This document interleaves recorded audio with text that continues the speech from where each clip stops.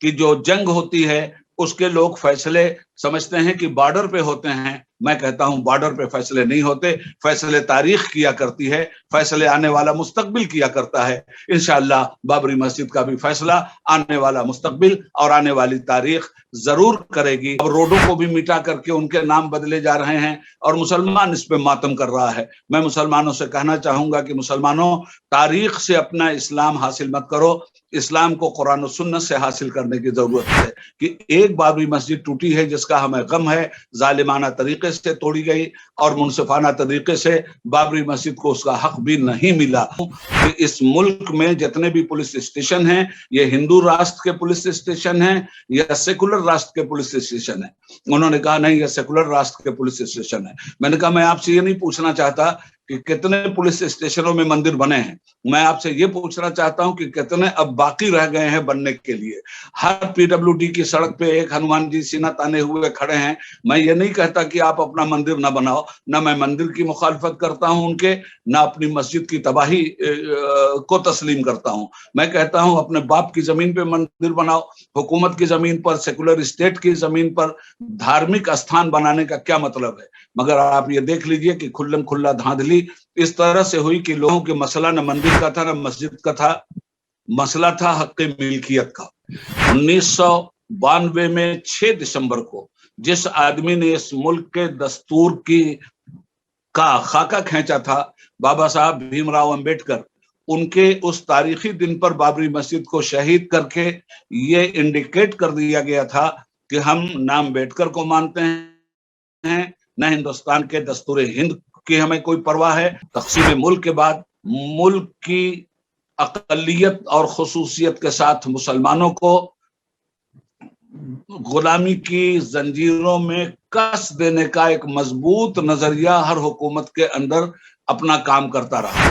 ہمارے دل تو خون کے آنسو رو رہے ہیں اور ہمارے ساتھ جو ظلم ہوا ہے، افسوس یہ ہے کہ عدالتوں کے ذریعے بھی ہمیں اس کا انصاف نہیں مل سکا. مگر آج آپ یہ دیکھ رہے ہیں کہ حالات یہ ہیں کہ جہاں فساد ہوتا ہے، فساد صرف بلوائی نہیں کرتے، بلوائیوں کو پوری طاقت حکومت کی اسپانسرشپ میں دی جاتی ہے اور بلوائی اس طرح سے مسجدوں کو توڑتے ہیں، مسلمانوں کا گھر جلاتے ہیں. یہ سارے کے سارے کھیل ایک زمانے سے یہاں ہوتے رہے.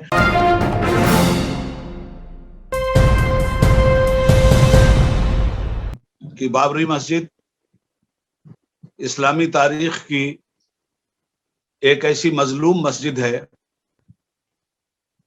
جس کے ساتھ جابرانہ اور ظالمانہ سلوک روا رکھا گیا اور اکثریت کے دباؤ میں آ کر افسوسناک مرحلہ یہ آیا کہ عدالتیں بھی کہیں نہ کہیں اکثریت کے دباؤ کا شکار ہو گئیں، جو فیصلوں سے صاف طور پر ظاہر ہوتا ہے. الہ آباد ہائی کورٹ میں جو مسئلہ گیا، ہائی کورٹ کی بینچ نے ایک واضح عدالتی فیصلہ دینے کے بجائے ایک پنچایتی فیصلہ کیا. میں اس کی تفصیل میں نہیں جانا چاہتا. 1949 23 دسمبر کی درمیانی رات میں بابری مسجد میں چوری اور چھپے کے ساتھ شری رام کی مورتی لا کر نصب کر دی گئی اور اسی کو وجہ جواز بنایا گیا کہ اب رام اپنی جنم بھومی پر بیٹھ گئے ہیں. اور جب مقدمہ شروع ہوا تو 2-3 فریقین اس مقدمے میں آگے بڑھے اور اس میں ایک فریق خود شری رام کو بھی بنایا گیا اور ان کے نام سے بھی اس مقدمے کی پیروی ہوتی رہی. میں عرض یہ کرنا چاہتا ہوں کہ ہندوستان میں اکثریت یا اقلیت کا چہرہ دیکھ کر فیصلہ کرنے کی کوئی گنجائش دستور ہند میں ہمیں نہیں ملتی.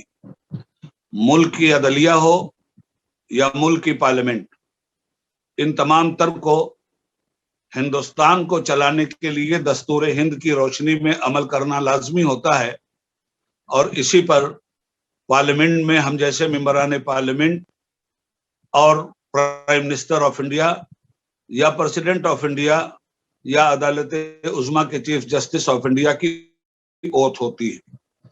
ہماری اوتھ اس بات کے مد نظر ہوتی ہے کہ ہم چہرے دیکھ کر فیصلے نہیں کریں گے، ہم انصاف کے چہرے کو دیکھ کر فیصلہ کریں گے، فیصلہ چاہے ہمارے حق میں آئے یا ہماری مخالفت میں آ جائے۔ 1990 میں مسٹر ایڈوانی نے ایک نعرہ دیا، ہم ہیں ہندو 60 کروڑ، دیں گے تالا توڑ مروڑ۔ اور 1949 میں جب یہ بابری مسجد میں مورتی رکھی گئی، اس وقت کے کلکٹر نے بھی پارلیمنٹ کو رپورٹ کیا کہ یہ چوری اور دھاندلی کے ساتھ مورتی رکھی گئی ہے، اور اس وقت کے ہوم منسٹر کا بیان بھی ریکارڈ پہ ہے، مسٹر سردار پٹیل کا، کہ اسے اس جگہ سے ہٹا دینا چاہیے۔ مگر برا ہو سیاسی مصلحتوں کا، جس کی بنیاد پر ہمیشہ اقلیتوں کو اکثریت کے ذریعے دبانے کی تاریخ رقم کی گئی ہے۔ بابری مسجد کے سلسلے میں بھی یہی ہوا، اور مضبوطی کے ساتھ سنی وقف بورڈ بھی اس کے لیے لڑتا رہا۔ میں یہ عرض کرنا چاہتا ہوں کہ مسئلہ نہ مندر کا تھا نہ مسجد کا تھا، مسئلہ تھا حق ملکیت کا، اور حق ملکیت کے سلسلے میں مخالف گروپ کے جتنے بھی دعوے دار تھے، یا جو بھی ان کے دعوے کی مثلیں عدالتوں میں آئیں، وہ سب کی سب بے وزن تھی۔ اس کے برخلاف عدالت میں سنی وقف بورڈ نے جو باتیں اپنی رکھی تھیں وہ بربنائے صداقت تھیں، اور ان باتوں سے یہ بات واضح ہو رہی تھی کہ ہم عدالت کے فیصلے پہ اعتماد کرتے ہیں، اور ہمیں امید ہے کہ عدالت فیصلے کو اکثریت اور اقلیت کے تحت نہیں دیکھے گی، بلکہ فیصلے کو انصاف کی نظر سے دیکھتے ہوئے فیصلہ کرے گی۔ عدالت کے فیصلے میں یہ باتیں بھی آئی ہیں کہ بابری مسجد کی جگہ کوئی مندر نہیں تھا، بابری مسجد کسی مندر کو توڑ کر نہیں بنائی گئی، بابری مسجد 465 سال پہلے بنائی گئی مسجد ہے، اور وہ خود بابر نے بھی نہیں بنائی تھی۔ بابر چونکہ اس ملک کے فرما روا تھے، اس لیے ان کے نام پر اس مسجد کا نام ان کے فوجی سپہ سالار میر عبد الباقی نے بابری مسجد رکھ دیا تھا۔ دراصل اس کی بنیاد میر عبد الباقی نے رکھی تھی، جو بابر کے ایک سپہ سالار تھے۔ عرض یہ کرنا چاہتا ہوں کہ معاملہ بڑا صاف تھا، اور اس کو صفائی کے ساتھ طے ہو جانا چاہیے تھا۔ اس سے پیچھے ہم جائیں تو جس وقت نوابین اودھ کی حکومت تھی سعادت یار علی خان کی، ان کے زمانے میں بھی یہ مسئلہ سامنے آیا تھا۔ بابری مسجد کے سلسلے میں تو کوئی کسی طرح کا کوئی تنازع نہیں تھا، اس کے باہر ایک چبوترا بنا دیا گیا تھا، جس چبوترے کو رام کے نام پر بھی نہیں بنایا گیا تھا، بلکہ ہنومان کے نام پر بنایا گیا تھا، اور وہاں یہ دعوے داری ہوئی کہ ہم یہاں مندر بنائیں گے۔ اس زمانے کے ہندو جج پانڈے صاحب نے، جو انگریزوں کی طرف سے عدالت کی نمائندگی کرتے تھے، انہوں نے یہ فرمایا تھا اپنے آرڈر اور اپنے فیصلے میں کہ یہاں مندر نہیں بنائی جا سکتی، اس لیے کہ مسجد کے بازو میں اگر مندر بنا دی جائے تو ہندو مسلم تنازعات کا نہ ختم ہونے والا سلسلہ جاری ہو جائے گا، اور پھر ان حالات پہ قابو پانا بہت مشکل ہو جائے گا۔ انہوں نے ایک دیوار کھینچنے کی بھی بات کی تھی۔ بہرحال معاملات الجھاتے رہے۔ دراصل یہ معاملہ الجھایا سیاسی پارٹیوں نے، اور سیاسی پارٹیوں کا آپ رخ اچھی طرح سے جانتے ہیں کہ انہیں ووٹ چاہیے، اور ووٹ کی بنیاد پہ اقتدار چاہیے۔ رام کا نام لے کر چاہے وہ راوڑ کا کاروبار کرتے ہوں، مگر بھولی بھالی جنتا کو رام کے نام پر جس طرح یرغمال کیا گیا، اس یرغمال کرنے کے پس منظر میں بابری مسجد کو شہید کیا گیا۔ شری رام کی تاریخ کا اگر مطالعہ کریں تو میں مسلم رائٹرز کے ذریعے یہ بات نہیں کر رہا ہوں، بلکہ اپنے ہندو رائٹرز اور ہسٹورین کے حوالے سے یہ بات کر رہا ہوں کہ انہوں نے رام کے وجود کو تسلیم ہی نہیں کیا ہے۔ مگر یہاں تو معاملہ یہ ہے کہ تازہ ترین آپ کے کرناٹکا کے پڑوس میں تلنگانہ ہے، حیدرآباد میں چار مینار ہے، اور چار مینار میں کبھی مندر نہیں رہا۔ ایک مرتبہ ایک صاحب نے بیٹھ کے وہاں ناریل پھوڑ دیا، اور وہاں بیٹھ کے پوجا شروع ہوئی۔ اب آپ دیکھ رہے ہیں کہ اسی چار مینار کے پیٹ میں ایک مندر کا نرمان کر دیا گیا۔ تھوڑے دن کے بعد یہ کہا جائے گا کہ یہ پراچین مندر ہے۔ تو اس طرح سے آستھاؤں کا نام لے لے کر کے اس ملک میں انصاف کا خون عرصہ دراز سے ہوتا رہا ہے، بلکہ ملک کے آزادی کے بعد سے ہم یہ تماشا دیکھ رہے ہیں کہ اکثریت کو اقلیت پر مسلط کرنے کے لیے سرکاری ذرائع کو ہمیشہ استعمال کیا گیا، چاہے وہ کانگریس کی گورنمنٹ رہی ہو یا آج بی جے پی کی حکومت۔ دھرم نرپیکش ملک بنا تھا، سیکولر روایات پر مبنی اس ملک کو چلانے کا عہد کیا گیا تھا۔ دستور ہند خود اس بات کا حوالہ دیتا ہے کہ ملک کی حکومت سیکولر ہوگی، ملک کی حکومت کا کوئی مذہب نہیں ہوگا، ملک میں جتنے مذاہب ہیں ان مذاہب کا احترام ملک کی حکومت کی ذمہ داری ہوگی، اور دستور ہند خصوصی طور پر اقلیتوں کے معاملے میں بڑا حساس رہا ہے، اور وہ یہ کہتا ہے کہ اس ملک میں کسی کے دھرم اور کرم میں کوئی مداخلت نہیں ہوگی، اور اگر کوئی کسی دھرم اور کرم میں کوئی مداخلت کرتا ہے تو قانون اس کا ہاتھ پکڑے گا۔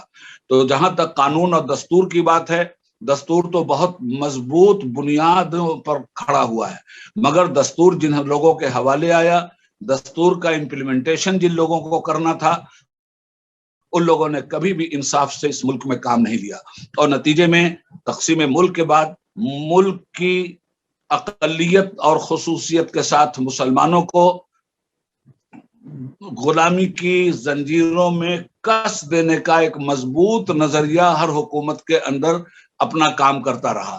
حکومت چاہے جس کی بھی رہی ہو، چاہے وہ سیکولرزم کے نام پہ بن رہی ہو یا سیکولرزم کے خلاف مذہبی جنون کی بنیاد پہ آ رہی ہو، مشترکہ ایجنڈا سبھی لوگوں کا ہمیشہ یہ رہا ہے کہ مسلمانوں کی نہ لیڈرشپ قائم ہونے دیا جائے، نہ مسلمانوں کا تشخص قائم ہونے دیا جائے، مسلمانوں کو صرف اپنے رحم و کرم پر رکھا جائے، مسلمان ہمیشہ بھکاری بن کر کے رہے، سوالی بن کر کے رہے، کبھی حصہ دار اور ساجھیداری کی بات مسلمان نہ کرے۔ اور ہم یہ دیکھ رہے ہیں کہ 47 سے لے کر آج تک ہمارے ساتھ یہی سلوک ہر جگہ ہوتا رہا ہے۔ 1992 میں 6 دسمبر کو جس آدمی نے اس ملک کے دستور کا خاکہ کھینچا تھا، بابا صاحب بھیم راؤ امبیڈکر، ان کے اس تاریخی دن پر بابری مسجد کو شہید کر کے یہ انڈیکیٹ کر دیا گیا تھا کہ ہم نہ امبیڈکر کو مانتے ہیں، نہ ہندوستان کے دستور ہند کی ہمیں کوئی پرواہ ہے۔ بابری مسجد کو توڑنے والوں نے بابری مسجد کے نیچے ملک کے دستور کو، ملک کی جمہوریت کو، ملک کے سیکولرزم کو ہمیشہ کے لیے دفن کر دیا تھا، اور اس کے بعد نتیجہ یہ ہوا کہ لوگ بابری مسجد کہنے سے بھی کتراتے رہے، اور صرف بابری بابری کہہ کے اس مسجد کا تعارف ہوتا رہا۔ مسجد کے ساتھ یہ مظلمانہ ظالمانہ سلوک شروع سے کیا گیا، اور اس کے بعد پھر آپ دیکھ رہے ہیں ایک مسجد نہیں ٹوٹی ہے، اور ایک یہ فیصلہ نہیں آیا ہے۔ آزاد ہندوستان کی تاریخ میں سب سے زیادہ عرصہ دراز تک چلنے والا بابری مسجد کا یہ مقدمے کے فیصل ہونے سے پہلے عوامی ایک ایسی رائے مستحکم طور پہ بنا دی گئی کہ بابری مسجد کے خلاف فیصلہ دینے میں ججوں کو، بابری مسجد کے حق میں اور بابری منصفانہ فیصلہ دینے میں ججوں کے ماتھے پہ پسینہ آ رہا تھا۔ جج بھی، جن ججوں نے قلم چلایا ہے، وہ بھی اچھی طرح سے حقیقت کو سمجھ رہے ہیں، مگر حالات ایسے ہو چکے ہیں کہ ابھی دہلی میں فساد ہوا، دہلی میں مسلمانوں کے گھروں کے سامنے ہندو بھائی بھی رہتے ہیں، اور وہ مل جل کر کے رہتے ہیں، وہ مسلمانوں کی مدد بھی کرنا چاہتے تھے، مگر اس ڈر سے اپنے گھروں سے نہیں نکلے کہ اگر ہم مسلمانوں کی مدد کریں گے تو یہ بلوائی اور یہ ہندوتوا کے پجاری ہمارے گھروں کو بھی جلا ڈالیں گے، ہماری بہو بیٹیوں کی بھی عزت و ناموس سے کھلواڑ کریں گے۔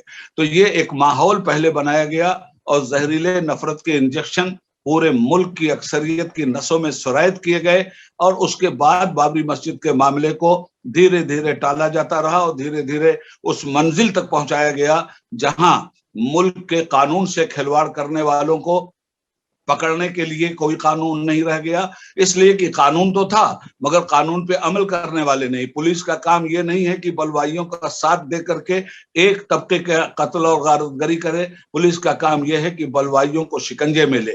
مگر آج آپ یہ دیکھ رہے ہیں کہ حالات یہ ہیں کہ جہاں فساد ہوتا ہے، فساد صرف بلوائی نہیں کرتے، بلوائیوں کو پوری طاقت حکومت کی اسپانسرشپ میں دی جاتی ہے، اور بلوائی اس طرح سے مسجدوں کو توڑتے ہیں، مسلمانوں کا گھر جلاتے ہیں۔ یہ سارے کے سارے کھیل ایک زمانے سے یہاں ہوتے رہے. کانگریس کا زمانہ, سیکولرزم کی باتیں یہ لوگ کرتے رہے.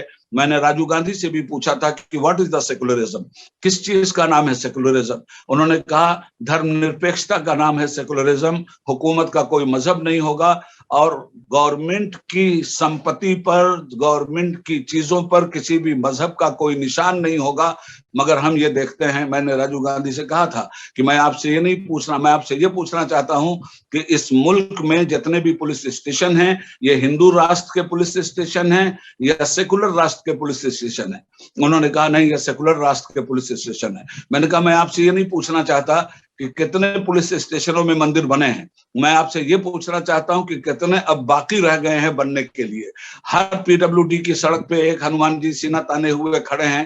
میں یہ نہیں کہتا کہ آپ اپنا مندر نہ بناؤ, نہ میں مندر کی مخالفت کرتا ہوں ان کے, نہ اپنی مسجد کی تباہی کو تسلیم کرتا ہوں. میں کہتا ہوں اپنے باپ کی زمین پہ مندر بناؤ, حکومت کی زمین پر, سیکولر اسٹیٹ کی زمین پر دھارمک استھان بنانے کا کیا مطلب ہے. مگر آپ یہ دیکھ لیجئے کہ کھلم کھلا دھاندلی اس طرح سے ہوئی کہ لوگوں کی نسوں میں اس بات کو بھر دیا گیا, اور کانگریس اپنے زمانے میں اس چیز کو سمجھتی تو رہی مگر اس پر قابو پانے میں ناکام رہی. نتیجے میں ہر کھدردھاری کی دھوتی کے نیچے RSS کا نکر ہم کو ملا, اور آج پوری طاقت کے ساتھ انہوں نے حکومت نے اپنے دباؤ میں ججوں کو لیا, حکومت نے اپنے دباؤ میں پولیس ایڈمنسٹریشن کو لیا. آج تو مکمل طور پہ سب کچھ بک چکا ہے, اور ایسے عالم میں نہایت خاموشی کے ساتھ بابری مسجد کے خلاف فیصلہ دلوا دیا گیا. کورٹ کہتی ہے مندر توڑ کے مسجد نہیں بنی, کورٹ کہتی ہے مسلمانوں نے کوئی ظلم کر کے مسجد نہیں بنایا,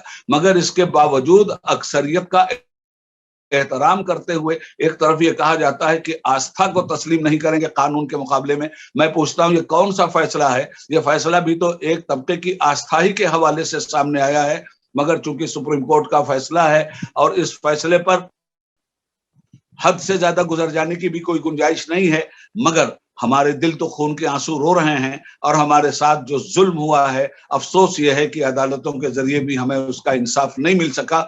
اس لیے آج بابری مسجد پر سوا اس کے کہ اس کی تاریخ دہرائی جائے, اس کی سرگزشت کی بات کی جائے, اس سے زیادہ ہمارے زعما اور ہمارے علماء, ہمارے مدبرین, ہمارے مفکرین کوئی زیادہ بات نہیں کر پاتے.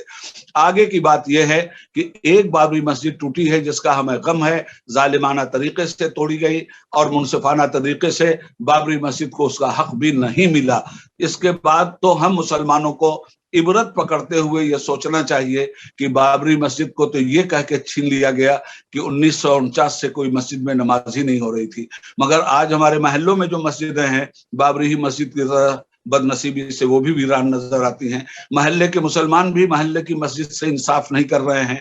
جمعہ کے دن مسجد بھر جاتی ہے اور روڈ پہ لوگ آ جاتے ہیں, مگر اسی جمعہ کے روز عصر کے وقت مسجد مرثیہ خاں ہے کہ نمازی نہ رہے, یعنی وہ صاحب اوصاف حجازی نہ رہے. جو کچھ بھی ہو رہا ہے ان حالات میں مسلمانوں کو میں ایک اپنا حقیر سا مشورہ دینا چاہتا ہوں کہ خلاف پیغمبر کثیر رہ گزید کہ ہرگز بمنزل نہ خواہد رسید. حضور کا راستہ چھوڑ کر اگر آپ چلیے گا, آپ چلتے رہیے گا مگر اپنی منزل تک کبھی نہیں پہنچیے گا.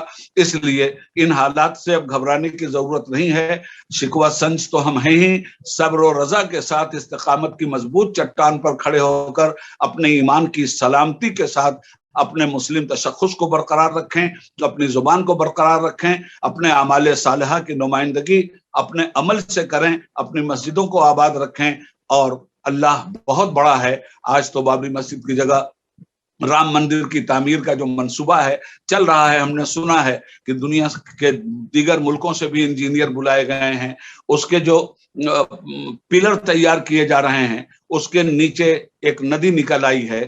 465 سال تک بابری مسجد اسی ندی کے اوپر کھڑی رہی ہے اور اللہ کے کرم سے کچھ بھی نہیں ہوا. مگر اب جب مندر بنانے کی بات آ گئی ہے تو مندر کا کام آپ کی اطلاع کے لیے عرض کروں کہ روکوا دیا گیا ہے, اس ڈر سے کہ یہ پلر مندر کا ساتھ نہیں دے پائیں گے اور کسی بھی وقت مندر ڈھہ سکتا ہے. اس لیے کہ بابری مسجد کی زمین کے نیچے ریت ہی ریت ہے اور اس کے نیچے ایک ندی بہ رہی ہے جو اپنا بہاؤ لیے ہوئے ہے. اللہ تعالیٰ قادر ہے, اللہ رب العالمین کی مشیت ہے. پروردگار نے ہمیں اس امتحان کے دور میں پیدا کیا ہے, ہم صبر و ضبط کے ساتھ अपने दीन पर कायम रहें। मस्जिद के सिलसिले में एक बात और कहूंगा कि हमारी जितनी भी तामीरात दुनिया में हुई हैं, चाहे वो गरनाता में हुई हो, स्पेन की सरजमीन पे हुई हो, ताजमहल हो, लाल किला हो, ये सारी चीजें हमारी तारीख के हवाले से पहचानी जाती हैं। रोड पे लोग नाम, कहीं अबुल कलाम आजाद रोड है तो कहीं अशफाकुल्ला खान रोड है, कहीं औरंगजेब आलमगीर रोड है। अब रोडों को भी मिटा करके उनके नाम बदले जा रहे हैं और मुसलमान इस पे मातम कर रहा है। मैं मुसलमानों से कहना चाहूंगा कि मुसलमानों, तारीख से अपना इस्लाम हासिल मत करो, इस्लाम को कुरान और सुन्नत से हासिल करने की जरूरत है। तारीखी चीजें हमसे छीन ली जाती हैं, फिर वो बनेंगी, मगर हमसे हमारा दीन तो नहीं छीना गया है। अपने दीन की हिफाजत करो, और अगर अपने दीन पर कोई बात आती है तो सीधे सीधे दुनिया से कह दो, जो जान मांगो तो जान देंगे, जो माल मांगो तो माल देंगे, मगर ये हमसे कभी ना होगा, नबी का जाहो जलाल देंगे। जरूरत है अपने वजूद से इस्लाम की सच्चाइयों का इजहार करने की, और हम मुसलमानों को सही मानों में मुसलमान बनने की। अल्लाह ने चाहा तो फिर अल्लाह का घर वहीं आबाद होगा जहां अल्लाह के घर को जुल्म सितम के साथ तोड़ा गया है। इसलिए कि जो जंग होती है उसके लोग फैसले समझते हैं कि बॉर्डर पे होते हैं। मैं कहता हूं बॉर्डर पे फैसले नहीं होते, फैसले तारीख किया करती है, फैसले आने वाला मुस्तकबिल किया करता है। इंशाअल्लाह बाबरी मस्जिद का भी फैसला आने वाला मुस्तकबिल और आने वाली तारीख जरूर करेगी। एक जमाने तक खाने काबा में बुत थे, एक जमाना वो भी आया कि अल्लाह का घर वहदानियत के लिए बुकों से पाक कर दिया गया। अल्लाह का जब घर था, जहां अल्लाह की वहदानियत के सजदे हो रहे थे, जहां रसूल की रसालत के डंके बज रहे थे, अगर वक्ती तौर पर वो हमसे छीन लिया गया है तो परवरदिगार हमारा न मरने वाला है न सोने वाला है, और वो हमेशा अहले हक की मदद करता है। हमें अहले हक बनने की जरूरत है।